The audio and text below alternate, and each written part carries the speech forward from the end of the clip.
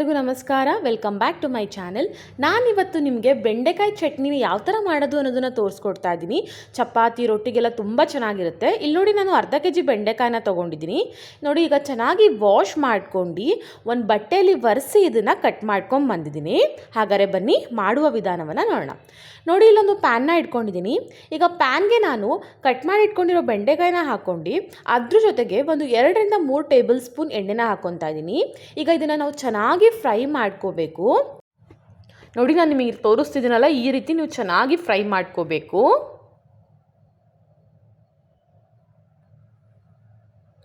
ಆದಷ್ಟು ಹೈ ಫ್ಲೇಮಲ್ಲೇ ಫ್ರೈ ಮಾಡ್ಕೊಳ್ಳಿ ಬೆಂಡೆಕಾಯಿನ. ನೋಡಿ, ಸ್ವಲ್ಪ ಸ್ವಲ್ಪ ಫ್ರೈ ಆಗ್ತಾ ಇದೆ. ನೀವು ಅನ್ನ ಸಾಂಬಾರ್ ಜೊತೆಗೆ ಸೈಡ್ಸ್ ಆಗಿ ಕೂಡ ಈ ಚಟ್ನಿನ ಸರ್ವ್ ಮಾಡ್ಬೋದು, ತುಂಬ ಚೆನ್ನಾಗಿರುತ್ತೆ.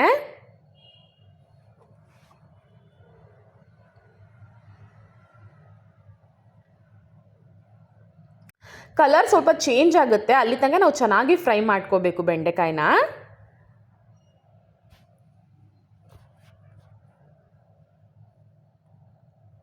ಮತ್ತು ತುಂಬ ಬೇಗ ಆಗುತ್ತೆ, ನಿಮಗೆ ತುಂಬ ಟೈಮು ಹಿಡಿಯಲ್ಲ. ಇದು ಇಂಗ್ರೀಡಿಯೆಂಟ್ಸು ತುಂಬ ಕಮ್ಮಿ ಇದೆ ಇದಕ್ಕೆ. ನೋಡಿ, ಬೆಂಡೆಕಾಯಿ ಚೆನ್ನಾಗಿ ಫ್ರೈ ಆಗಿದೆ. ಈಗ ನಾನು ಒಂದು ಪ್ಲೇಟಿಗೆ ಇದನ್ನು ತೆಗಿತೀನಿ. ಈಗ ನಾನು ಇದೇ ಪ್ಯಾನ್ಗೆ ಒಂದು 2 ಹಸಿಮೆಣಸನ್ನ ಹಾಕ್ಕೊಂಡು ಚೆನ್ನಾಗಿ ಫ್ರೈ ಮಾಡ್ಕೊತೀನಿ. ಇದು ಸ್ವಲ್ಪ ಖಾರ ಇದೆ, ಅದಕ್ಕೆ ನಾನು ಕಮ್ಮಿ ಹಾಕ್ಕೊಂಡಿದ್ದೀನಿ. ಈಗ ಚೂರು ಎಣ್ಣೆನ ಹಾಕ್ಕೊಂಡು ಇದನ್ನು ಚೆನ್ನಾಗಿ ಫ್ರೈ ಮಾಡ್ಕೊಳ್ಳಿ. ಬೇಕಾದರೆ ನೀವು ಬೆಂಡೆಕಾಯಿ ಜೊತೆನೇ ಹಾಕ್ಕೊಂಡು ಮಾಡ್ಕೋಬೋದು ಫ್ರೈ. ನೋಡಿ, ಈಗ ಹಸಿಮೆಣಸು ಕೂಡ ಫ್ರೈ ಆಗಿದೆ. ಫ್ಲೇಮ್ನ ಆಫ್ ಮಾಡ್ಕೊತಾ ಇದ್ದೀನಿ ನಾನು. ಇಲ್ಲಿ ನೋಡಿ, ನಾನೊಂದು ಜಾರ್ನ ತೊಗೊಂಡಿದ್ದೀನಿ. ಇದಕ್ಕೆ ಸ್ವಲ್ಪ ಕೊತ್ತಂಬರಿ ಸೊಪ್ಪು, ಹಾಗೆ ಹುಣಸೆ ಹಣ್ಣು, ಸ್ವಲ್ಪ ಹುಣಸೆ ಹಣ್ಣು ಜಾಸ್ತಿ ಹಾಕ್ಕೊಳ್ಳಿ, ಚೆನ್ನಾಗಿರುತ್ತೆ. ಹಾಗೆ ಬೆಳ್ಳುಳ್ಳಿ ಸ್ವಲ್ಪ ಕಮ್ಮಿ ಇರಲಿ. ಹಾಗೆ 1-2 ಹಸಿಮೆಣಸನ್ನ ಫ್ರೈ ಮಾಡ್ಕೊಂಡಿದ್ನಲ್ಲ, ಅದು ಕೂಡ ಆ್ಯಡ್ ಮಾಡ್ಕೊತಾ ಇದ್ದೀನಿ.